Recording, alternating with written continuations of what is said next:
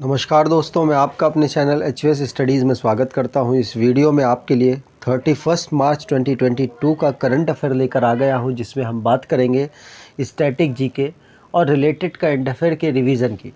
अगर आप इस चैनल पर पहली बार आए हो तो आपसे अनुरोध है, चैनल को सब्सक्राइब कर लीजिएगा। वीडियो अच्छी लगे तो वीडियो लाइक करके ज़रूर जाइएगा। लास्ट में आपके लिए क्विज़ रखा है, उस क्विज़ को ज़रूर सॉल्व कीजिएगा। चलिए बात करते हैं लास्ट डे के क्विज़ की।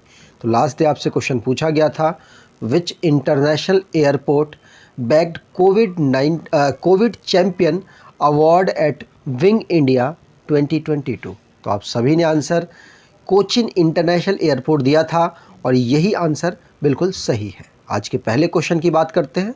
आज का पहला क्वेश्चन है, which state has been awarded first prize third national water award. तो आंसर है यहाँ पर हमारे रामनाथ कोविंद जी, जो कि 14th नंबर के प्रेसिडेंट हैं, उनके द्वारा थर्ड नंबर का नेशनल वाटर अवार्ड दिया गया। और पहला अवार्ड 2018 में दिया गया, और जो ये अवार्ड दिया गया पहले स्टेट का, मतलब बेहतर परफॉर्मेंस के लिए ये दिया गया, वाटर को कंजर्व, वाटर को रिसाइकलिंग और भी अदर तरीके से वाटर को सेव करने में वो दिया गया है उत्तर प्रदेश को। Uttar Pradesh national water award जो कि तीसरे नंबर का दिया गया, उसमें टॉप कर गया है। आपको ध्यान रखना है, हमारे प्रेसिडेंट साहब रामनाथ कोविंद जी ने यह अवार्ड दिया है और 2018 से यह अवार्ड रेगुलर दिया जा रहा है। 57 नेशनल अवार्ड 2022 में बांटे गए हैं, जिसमें से अलग अलग जोन्स के अलग अलग डिस्ट्रिक्ट को दिया गया। बहुत सारे अवार्ड्स हैं, लेकिन मोस्ट इम्पॉर्टेंट आपके लिए स्टेट वाला अवार्ड है। यहाँ पर बात की जाए, उत्तर प्रदेश को पहला प्राइज़, राजस्थान को दूसरा और तमिलनाडु को तीसरा प्राइज़ यहाँ पर मिला है। याद रखिएगा, 2018 से ये अवार्ड रेगुलर दिया जा रहा है। ये थर्ड टाइम का अवार्ड था। अगर अवार्ड से क्वेश्चन आते हैं तो ये आपके लिए मोस्ट इम्पॉर्टेंट होगा। जो रिसेंटली में अवार्ड्स दिए गए उनको रिवाइज़ कर लेते हैं।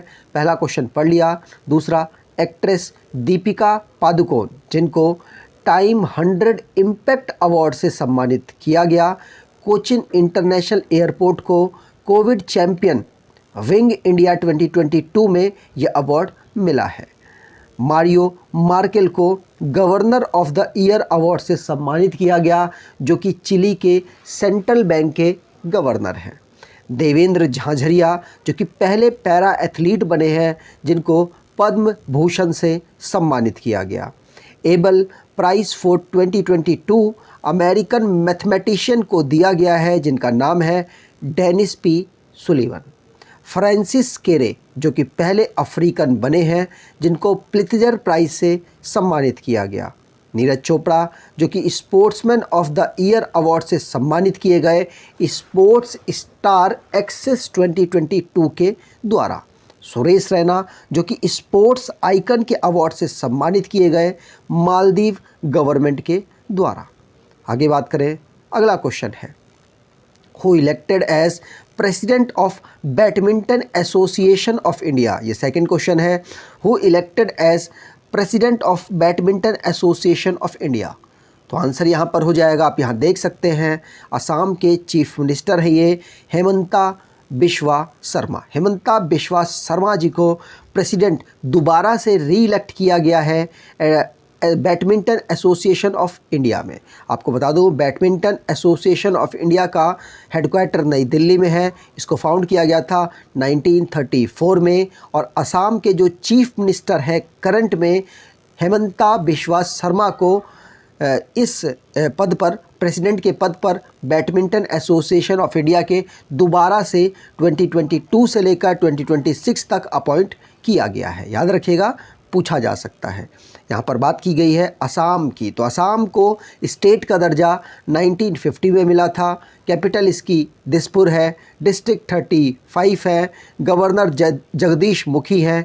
चीफ मिनिस्टर हेमंता बिश्वा शर्मा, जिनको बैडमिंटन ऑफ इंडिया का प्रेसिडेंट चुना गया है। लेजिस्लेचर यूनिकैमरल, जहाँ की असेंबली में 126 सीट्स, राज्यसभा में 7 सीट, लोकसभा में 14 सीट आती हैं। High court Guwahati high court है।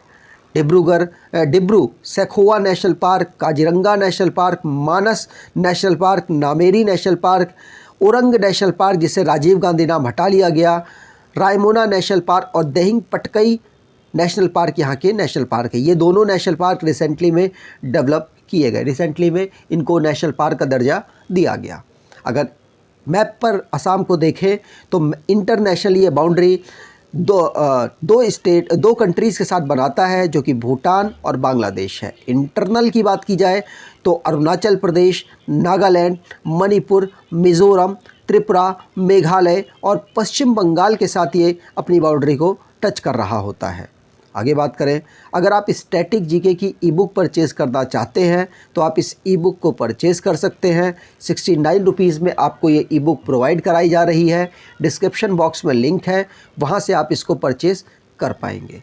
सारे टॉपिक आपके कवर किए गए, आपको बहुत बेनिफिट इससे मिलेगा। थर्ड क्वेश्चन है ये, who named next DG of International Labour Organization. International Labour Organization के अगले डीजी कौन बने हैं, डायरेक्टर जनरल कौन बने हैं? तो आपको बता दूं, जो इनसे पहले थे गाय राइडर थे, अब बने हैं जो नए होंगे गिलबर्ट होंगबो गिलबर्ट होंगबो बने हैं इंटरनेशनल लेबर ऑर्गेनाइजेशन के अगले डीजी। याद रखिएगा, पूछा जा सकता है। गिलबर्ट होंगबो जो कि टोगो से बिलोंग करते हैं और डीजी बने हैं वो अगले इंटरनेशनल लेबर ऑर्गेनाइजेशन के। आपको बता दूं, ये जो गाय राइडर थे इनकी जगह ये लेने वाले हैं। गाय राइडर कहाँ से बिलोंग करते थे? तो यूके से ये बिलोंग करते थे। इंटरनेशनल लेबर ऑर्गेनाइजेशन की बात की जाए तो इसको फाउंड किया गया था 1919 में और इस ऑर्गेनाइजेशन का हेडक्वार्टर जिनेवा स्विट्ज़रलैंड में है। आगे बात करें, जो भी रिसेंटली में अपॉइंटमेंट हुए हैं उनको रिवाइज कर लेते हैं। पहला क्वेश्चन पढ़ लिया। दूसरा क्वेश्चन है, लेफ्टिनेंट जनरल विनोद जी गंधारे को बनाया गया है डिफेंस मिनिस्ट्री का एडवाइज़र। पूछा जा सकता है, नाटो के जो इस समय पर हेड है जेन स्टोलनबर्ग, जिनका 1 साल का कार्यकाल बढ़ा दिया गया है। किरण मजूमदार शाह जी को fellow of royal society of Edinburgh में चुना गया है, आपको ध्यान रखना है। हिसाशी तकेउची जो कि एमडी और सीईओ बने हैं मारुति सुजुकी के। इंडिया की इकोनॉमिस्ट है जयति घोष जो कि मेंबर चुनी गई हैं यूनाइटेड नेशन एडवाइजरी बोर्ड में।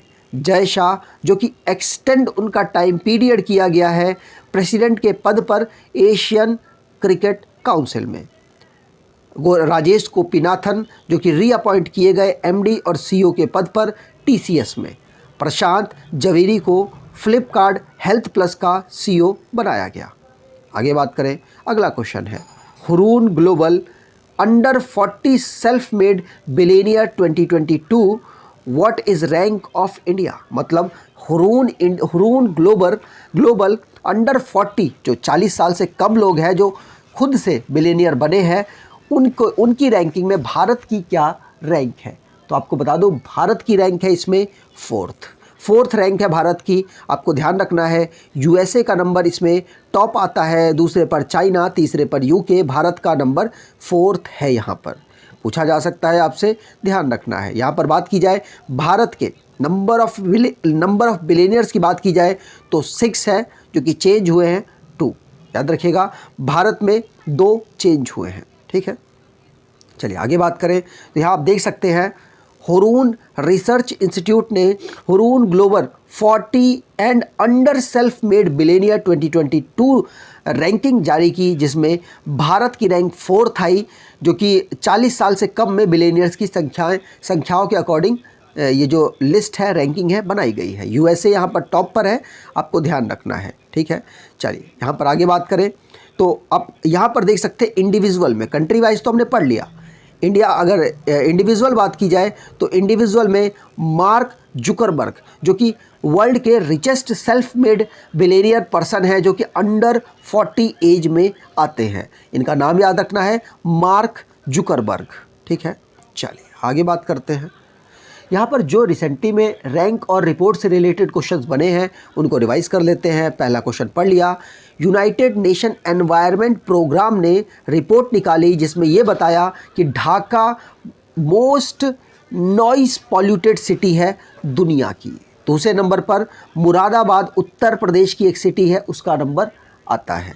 नीति आयोग ने रिसेंटली में रिपोर्ट जारी की एक्सपोर्ट प्रिपेयर्डनेस इंडेक्स, इसमें गुजरात टॉप पर है। IQ air 2021 world air quality report जारी हुई जिसमें दिल्ली मोस्ट पॉल्यूटेड सिटी में आता है। नाइट फ्रैंक इंडिया की रैंक इसमें 51st है ग्लोबल हाउस प्राइस इंडेक्स में, मतलब पैसों को मकान को ख़रीदने में कितना पैसा बढ़ा, उसमें भारत की रैंक 51 है, मतलब 2 रुपये बढ़े। मान लीजिए अगर 100% है तो 100%, अगर 100 रुपये आप देते हो मकान खरीदने में तो 2 रुपया और एक्स्ट्रा आपको देना पड़ेगा। Q4 के अकॉर्डिंग इंक्रीमेंट हुआ है। United nation world happiness report की बात की जाए तो इंडिया की रैंक 136 रही। Deloitte global power of retailing 2022 में रिलायंस रिटेल की रैंक 56 रही। हुरून ग्लोबल रिच लिस्ट 2022 में इलॉन मस्क टॉप पर रहे। मैटरनल मोर्टेलिटी इन इंडिया में केरला का बहुत बेहतरीन परफॉर्मेंस रहा। सिप्री ने एक रिपोर्ट जारी की जिसमें भारत लार्जेस्ट इंपोर्टर ऑफ आम के रूप में बनकर आया है। याद रखिएगा, आम के उसमें टॉप पोजीशन पर है और एक्सपोर्ट करने में USA टॉप पर है। ग्लोबल इन्वेस्टमेंट इन डिजिटल शॉपिंग 2021 में भारत की रैंक 2nd रही। आगे बात करें, अब बुक टाइटल्ड स्फूर्ति प्रार्थना श्री सौम्या ऑथर्ड बाय, तो स्फूर्ति प्रार्थना श्री सौम्या किसके द्वारा लिखी गई? तो आंसर यहाँ पर हो जाएगा के श्याम प्रसाद के द्वारा इस बुक को लिखा गया। याद रखिएगा, हमारे वाइस प्रेसिडेंट साहब ने इसको लॉन्च किया है जो कि M वेंकैया नायडू है, 13 नंबर के हमारे वाइस प्रेसिडेंट हैं। तो जो बुक है स्फूर्ति प्रथता श्री सौम्या, जो कि श्याम प्रकाश जी के द्वारा इस बुक को ऑथर किया गया। आगे बात करें, जो रिसेंटली में बुक जारी हुई उनको रिवाइज कर लेते हैं। पहला क्वेश्चन पढ़ लिया। दूसरा है दलाई लामा और देशमंड टुट्टू के द्वारा एक बुक लिखी गई, the little book of Joy.